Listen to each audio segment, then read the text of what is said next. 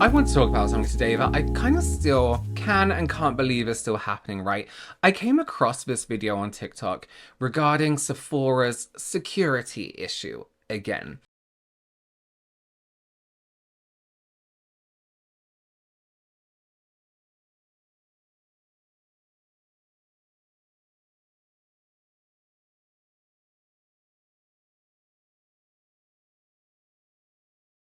And I don't mean security as in hired security. I mean the way that Sephora choose to make their, I guess, staff members security, right? And these experiences come with plenty of video evidence, personal experiences too. It's this situation of kind of racial profiling and borderline harassment at Sephora stores. For many people, Sephora is the perfect place to go to explore new products, explore new trends, maybe pick up something they wouldn't use before, and maybe to get some help from someone who is trained in makeup, trained in the product knowledge to help them choose these new products, right? For a lot of people, though, it can be an extremely uncomfortable experience. For a lot of people, it's a place where they feel judged, it's a place where they feel like they are being targeted, followed, simply because of the way they look. And a lot of the experiences with the way people look usually is because they have a deeper skin tone. But we're going to look at some of these experiences today. We're going to touch on some of them, take a look at Sephora security issues in general and what needs to change. I want to start off by saying this. Not every single Sephora store worldwide, but the fact that it is happening at all needs to be addressed, and it is something that is concerning. And as I said, we have Sephora here in the UK now, but I myself have experienced this uncomfortable feeling in a Sephora store in the US. Actually, every time I visited a Sephora store in the US, I lived there for a good few years, and being a makeup artist, I started to create content. I would go to Sephora quite often, and this was at a time when we didn't really have the same products in the UK versus what we had in the US. So it was really exciting to go into Sephora and find Anastasia Beverly Hills at the time, I'm not that interested in them now, Huda Beauty, for example. We didn't have these products, or they weren't as easy accessible in the UK. Now let's be real, right? I'm a guy, I had a beard, I didn't go in a full face of makeup. I probably looked like shit because I was sweating because it was so fucking hot all the time in Florida. Oh, a lot of swearing there, apologies. So maybe I wasn't Sephora's usual clientele. However, they have professional shopping there. They have people of all kinds and all types. The makeup world isn't what it used to be. People of all types shop for makeup. Perhaps they thought, though, at the time, why would this guy be in Sephora? The amount of times I was asked if I needed help, I was followed by the same people, they would not get off my back until I paid, was extremely, extremely uncomfortable. To a point now, when I see a Sephora store in the US, I'm like, you know what, I actually can't be bothered for it today. So let's talk about racial profiling, right, when it comes to security and Sephora. There have been countless stories of people, particularly Black, Indigenous, people of color who say that they have experienced racial profiling at a Sephora store. And when I mean social profiling in this situation, a Sephora store in general, what is it that I mean, right?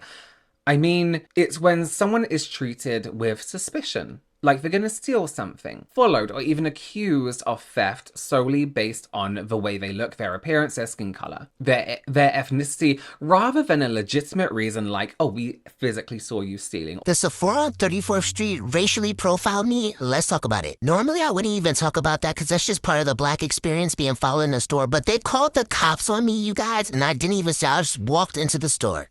So I walk in, talk to the girl, and I guess whatever I said triggered her because I want to say 5 minutes later, the cops walk in. So I look over at the cops because I'm going through the makeup.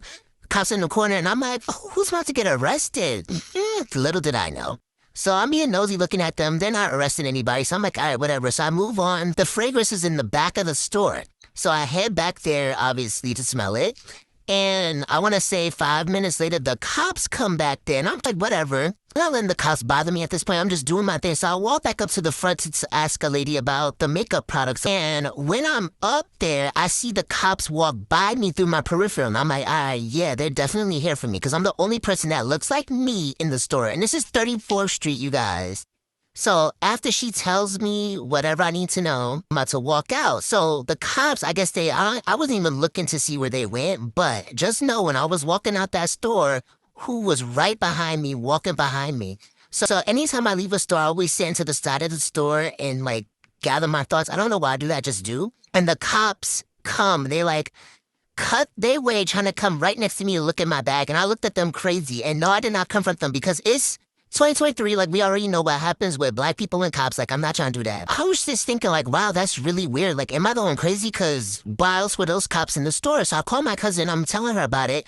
And she was like, nah, girl, you're not crazy. She was like, actually, what does your hair look like right now? So I was like, oh, I have a puff. And she was like, yeah, that's why they was in there for you. Because it's not a coincidence that when you were leaving, they left too. Apparently, like, I guess that Sephora's been having problems with, like, racially profiling people who looks like me with their hair like this. Because I've been in that Sephora many times with, like, wigs and weaves and stuff. And I've never had that issue. Never. With police.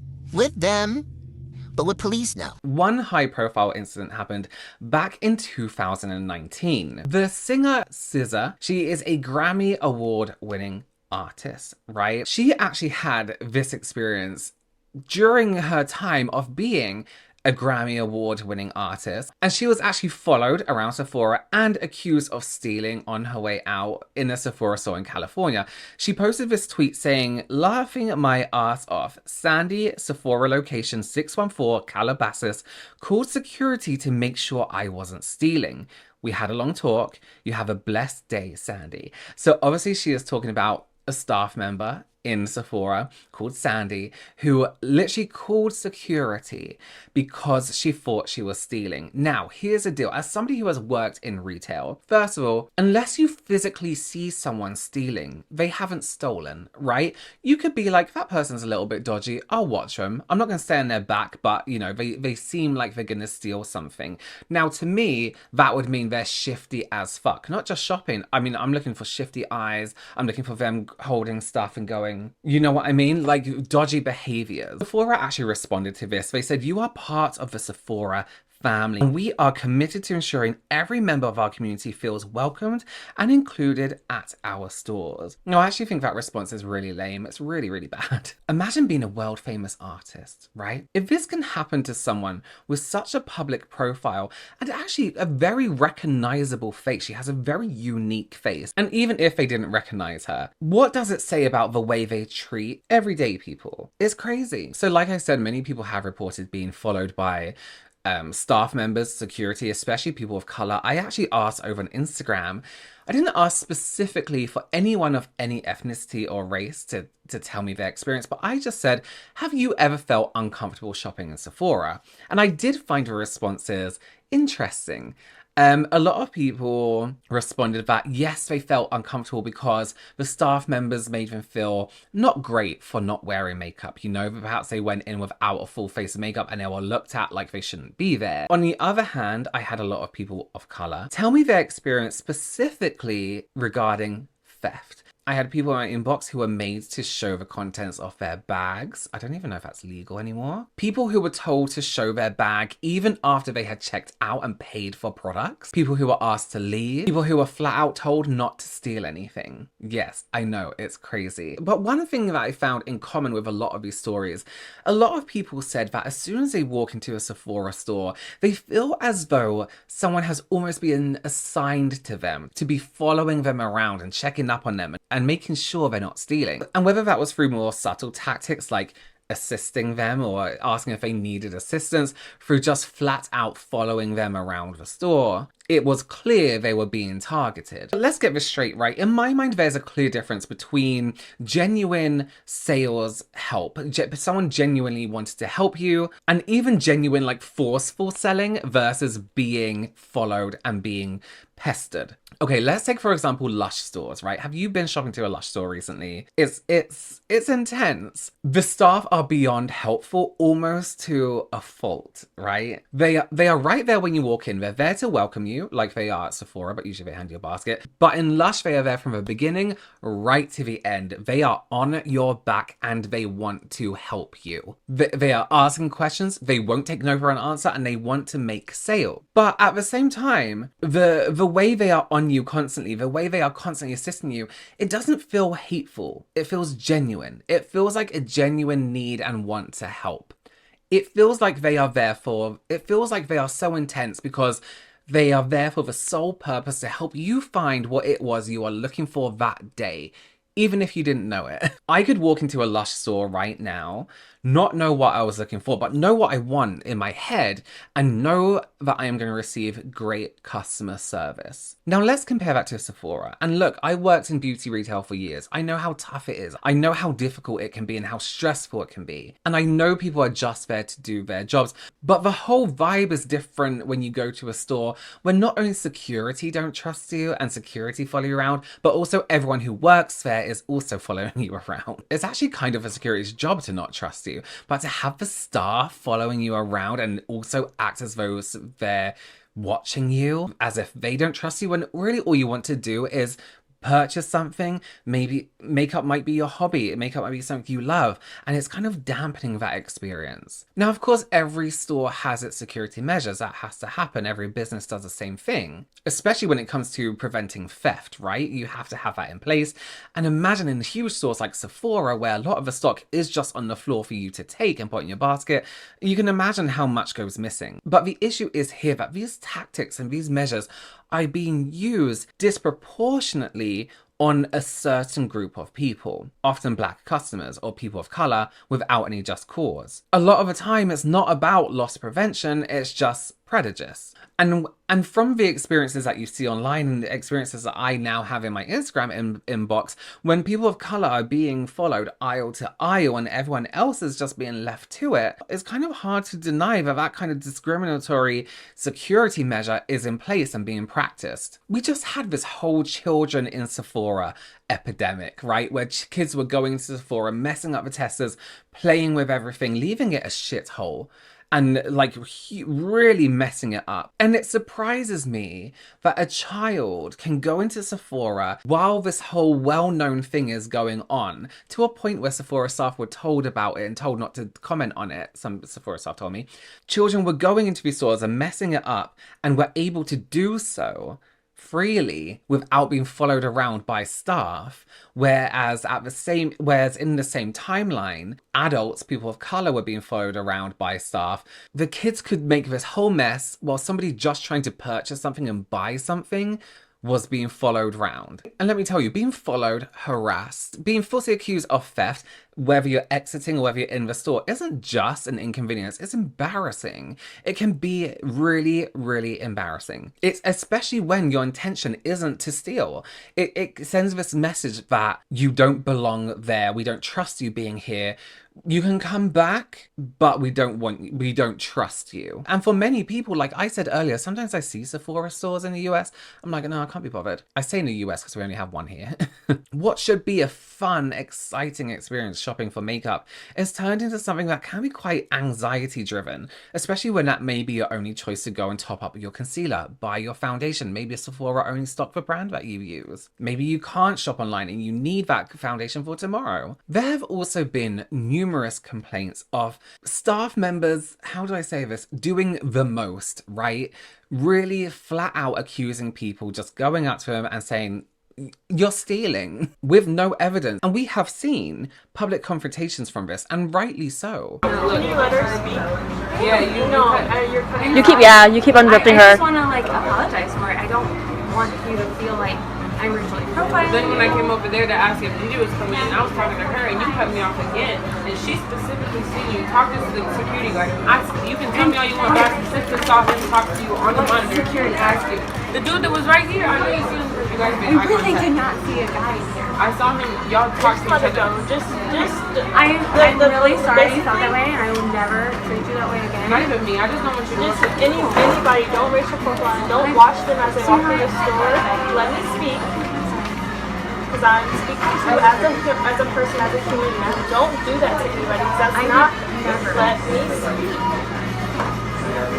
Don't do that to anybody, because that's not fair to treat them like that. And I'm sorry you guys felt that way, and I never intentionally do that to you guys. You guys might not know this, but I'm from the hood. I'm from Gary, Indiana.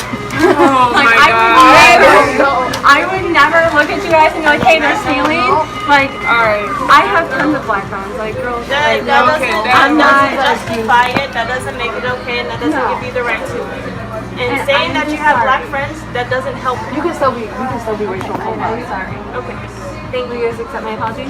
Thanks. As I said, these confrontations can be like humiliating. Like the things that the staff say, onlookers, they don't know what's going on. And again, as I mentioned earlier, in some cases, customers are asked to empty their bags in front of people. Imagine how embarrassing that is when you've done nothing wrong. Sephora very rarely addresses this, but one thing they did do after Scissors incident on Twitter, this is a little bit strange. They responded by closing US stores for an hour before opening to conduct a diversity training for an hour. And although on the surface people may be like, oh, you know what, they're taking responsibility, they're doing diversity and inclusivity training. An hour to do so? 1 hour of training people on their unconscious or conscious biases. Biases? For some people, there's no changing that, but it needs to be longer than an hour. It needs to be part of like an ongoing commitment to change, because it hasn't changed. Telling people, oh guys, try not to do this for an hour isn't how you're gonna change that. Sephora did say that it wasn't in response to that tweet, and it was actually something they already had pre-planned to do. I just don't know that an hour is something that they would have pre-planned for a long time. It sounds like a bit of an emergency situation. So what should Sephora really be doing, in my opinion, to change this, to combat this? Here's a few things they could possibly be doing. Ongoing anti-bias training or inclusivity training. If this is an issue for Sephora, if they genuinely want to change it, they need to provide ongoing training to make sure their staff are conscious and understanding of a damage that their biases can do, their racism can do. They need to take accountability for their staff's actions as well. There needs to be a way that this can be reported, documented. When something as serious as discrimination happens like this, racial discrimination happens like this, the staff can't get away with that. You can't have, I don't want to go into a store genuinely shopping for things. In no way am I giving any indication I'm going to steal anything. And then have somebody say, oh, sorry, I thought you were going to steal. Why? Why? Let that be recorded. Let that be taken down. Let's take note of how many times this member of staff does that and to who. Most Sephoras are pretty diverse, but of course hiring more diverse staff would help. And reviewing how they do security, they rely a lot on the staff being security, following people around, radioing each other, watch this person, hire security and have them do this job.